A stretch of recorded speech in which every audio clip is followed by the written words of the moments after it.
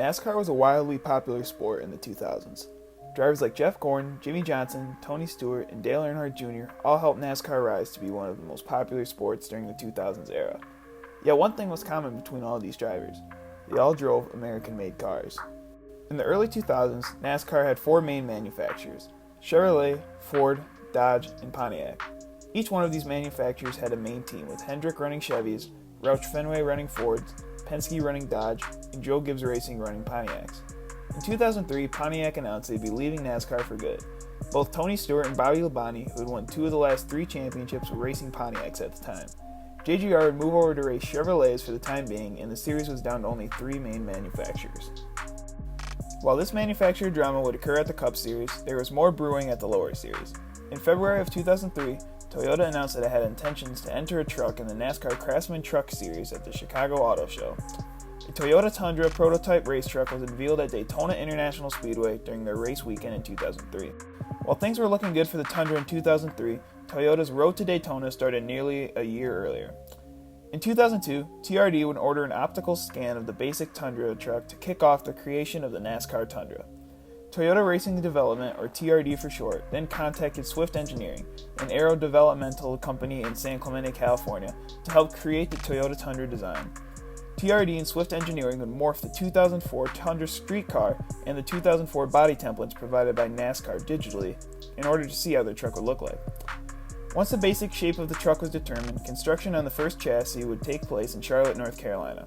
After numerous changes to the truck from 2002 to 2004, Toyota had finally hit the jackpot and was ready to enter their first NASCAR race. Although they were only racing in the lower series, Toyota was looking forward to a huge milestone. Toyota would run 7 trucks in their first NASCAR race at Daytona. Travis Kvapil would finish in the second position in Toyota's first race, followed by David Rudiman, who finished 9th, and Bill Lester finishing 16th, just outside the top 15. Toyota's top driver would be Travis Kvapil, who was the reigning champion of the Truck Series. This was a huge boost for Toyota, having a driver that had already proven himself racing in their equipment. Kvapil and Toyota would run solid for the first couple of weeks, and it didn't take long for Toyota to hit their biggest milestone yet. In the 13th race for the Truck Series season, the trucks would be heading to the Michigan International Speedway in Brooklyn, Michigan. Late in the race, Travis Kvapil would find himself up front and would hold off Ted Musgrave and win the race under the yellow flag. The win was a huge success for Toyota and wouldn't be the last. Kvapil would end up winning at Loudon, which would be his last win of the year. As for Toyota, they were only halfway done with winning races. Todd Bodine would win back-to-back races at Fontana and Texas. Travis Kvapil would be the highest Toyota driver in the final standings, and as for Toyota, the year was a success for sure. 2005 would be an optimistic year for Toyota. They would lose Travis Kvapil, but would still have the Onion, aka Todd Bodine. It would take Toyota only 12 races to get their first win, with Todd Bodine winning at Kansas. Toyota's second win would come in a chaotic way, with Brandon Witt picking up his first and only Truck Series win after Jimmy Spencer spun out around in turn 4 and Ron Hornaday, who was the leader, spun, giving the win to Witt. 2 races later, Toyota would win 3 races in a row, starting at Nashville with David Rudiman winning, and would continue with Mike Skinner winning at Bristol and Richmond. Todd Bodine would finish out the year with 3 more victories at Las Vegas, Phoenix, and Homestead, and finish 3rd in the point standings. Overall, Toyota would win 9 out of the 25 races the season offered and proved to be a top manufacturer in the Truck Series. In January of 2006, Toyota made a move that many had expected since entering the Truck Series in 2004. Representatives of the Japanese company announced that they would run in which was then the NASCAR Busch Series and the Nextel Cup Series in 2007. Toyota was now on track to race in NASCAR's Top Series. The move was anticipated after Toyota withdrew from the Indy Racing lead, and the Toyota Camry would be the car chosen to run for Toyota in 2007. Despite the exciting news for Toyota, they still had a truck season ahead of them. Toyota would win the 3rd race of the year, with Todd Bodine winning once again at Atlanta Motor Speedway, followed by 2 more Toyota wins by David Starr and Bodine once again. Toyota would three-peat for the second time of the year, with Todd Bodine winning at Texas and Johnny Benson winning at Michigan and Milwaukee. Toyota would win 6 more races throughout the year, bringing them to their most important race of the season. Todd Bodine would enter the final race of the season with a huge points lead over Johnny Benson and David Rudiman, all of which drove Toyotas. Todd Bodine would win the 2006 championship, and Toyotas would all finish on the podium with Johnny Benson 2nd and David Rudiman 3rd. Toyota couldn't have been any hotter entering the top 2 series of NASCAR. Before Toyota could even race in the top 2 series in 2007, Jack Sprague would win a wild race at Daytona, passing Travis Kvapil in the last seconds of the race, with Johnny Benson, another Toyota, coming in 2nd. Toyota would run 4 cars for their first Busch Series race at Daytona the next day. Dave Blaney would finish in an impressive 2nd place in his FanFirst.com Toyota Camry. Jason Leffler would be Toyota's second highest finisher in the 22nd position. The first two races would be a big success for Toyota, but the race that meant the most would be the Daytona 500. Toyota would have 4 cars running in the 500, driven by David Rudiman, Dave Blaney, Michael Waltrip, and Dale Jarrett. Toyota would not run super well in one of the craziest Daytona 500s of all time. Jarrett would be the highest finishing Toyota, finishing in the 22nd position, with all 3 other Toyotas finishing 30th or worse. Toyota would win the first 4 races in the Truck Series, absolutely dominating the lowest series in NASCAR. As for the other series, they would start off quite rough. Toyota would not have much support from good teams in 2007 for their top 2 series. Toyota's best ride in the Busch Series would probably belong to Jason Leffler in the 38 Great Clips Camry. He would end up crashing out in a couple of races right off the bat at Fontana, Las Vegas, Atlanta, and Bristol. The Cup Series wasn't much better. MWR would be Toyota's main team in the Cup Series and would struggle for the entire year. Toyota would not win a single race in the Cup Series in 2007, but would win 1 race in the Busch Series. Leffler would score Toyota's first win in the Busch Series at Lucas Oil Raceway and would finish the year off with 2 poles as well. Toyota would win 13 races in the Truck Series, but would lose the championship battle, finishing 2nd, 3rd, and 4th.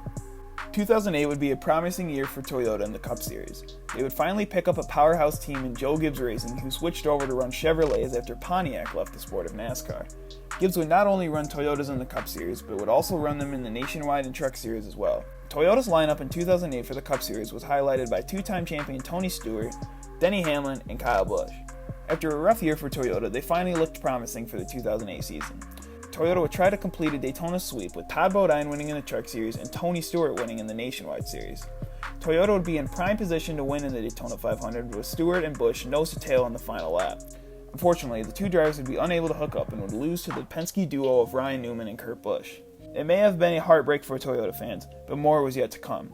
Toyota would once again win the first 3 races of the Truck Series season and would win the first 2 in the Nationwide Series.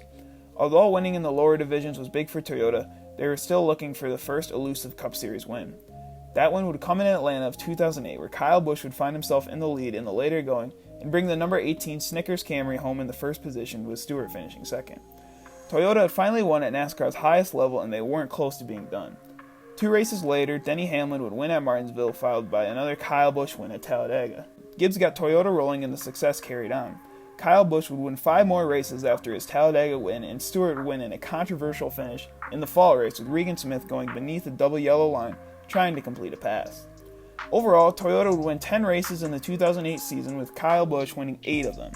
Toyota would win an incredible 19 races at the Xfinity level, including a streak of 8 in a row during Texas through Dover. Over on the Truck Series level, Johnny Benson would win the Series championship with 5 wins and bring Toyota its 2nd NASCAR championship. 2008 was arguably Toyota's best year yet, and the manufacturer hoped it could keep up its success. Toyota would lose Tony Stewart in 2009 as he started up his own team with Ryan Newman called Stewart Haas Racing.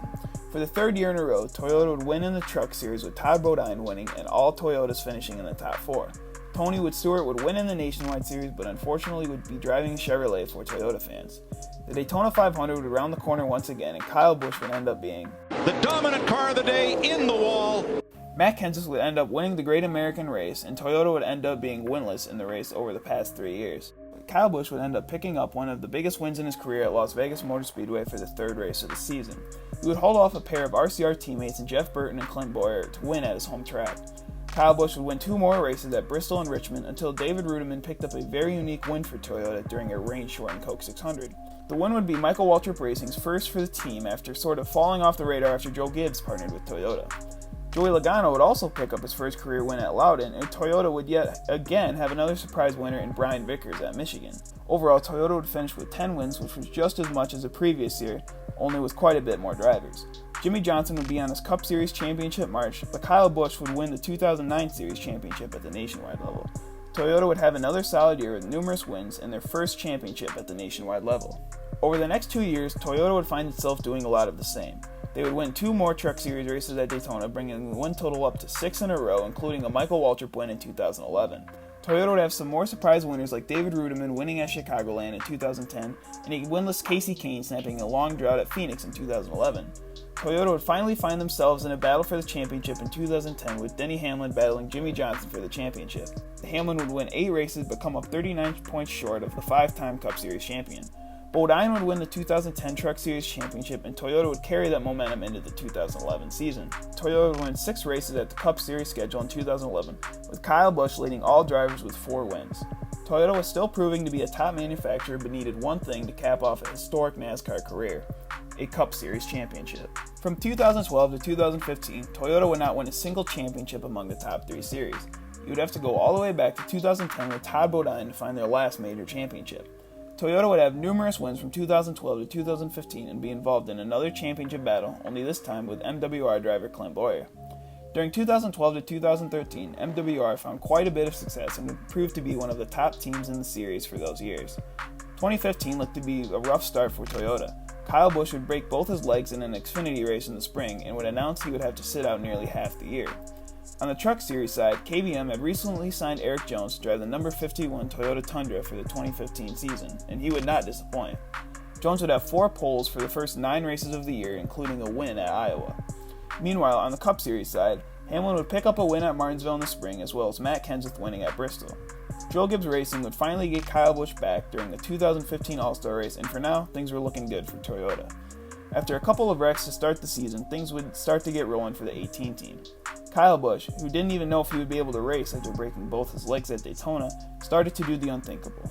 He would win his first race of the year at Sonoma, a feat many fans didn't even think he could do. He would wreck at Daytona but would come back to win the next 3 races at Kentucky, Loudon, and an iconic victory at the Brickyard 400. Busch, who had to finish higher than 30th in the points in order to qualify for the playoffs, was finally in. Matt Kenseth and Denny Hamlin would win at Richmond through Loudon but would find themselves out of the playoff hunt. As NASCAR went to Homestead, Kyle Busch would find himself in the Final 4. 2 nights earlier, Eric Jones would win the Truck Series Championship for Toyota and KBM. If Busch could have the perfect weekend, it would be now. Busch would run up front most of the day and would hold off a hard-charging and reigning champion in Kevin Harvick. Busch would give Toyota its first Cup Series championship in a very emotional journey for Kyle Busch. Over the next 4 years, Toyota would earn 2 more championships. Martin Truex Jr. would win the 2017 Cup Series championship driving for Furniture Row Racing in the little engine that could. Furniture Row Racing was a very small team that switched over to TRD in 2016 and found a ton of success. Kyle Busch would win his second championship in 2019 in a very less dramatic way than 2015. 2020 is a promising year for Toyota, with Denny Hamlin running very well in the Cup Series. If not for Harvick, Hamlin would be running away with the Cup Series title. Overall, Toyota's had quite the journey in NASCAR. In only 13 years in the Cup Series and 16 years in the Truck Series, Toyota has accomplished a lot. Fans were skeptical and even mad about a foreign manufacturer joining NASCAR, but as the years wore on, Toyota's become one of the fan favorites and has proved that they can compete in the highest level of stock car racing. I hope you guys enjoyed, and if you want to see more videos like this, let me know in the comments section. Thank you guys for watching, and have a great day.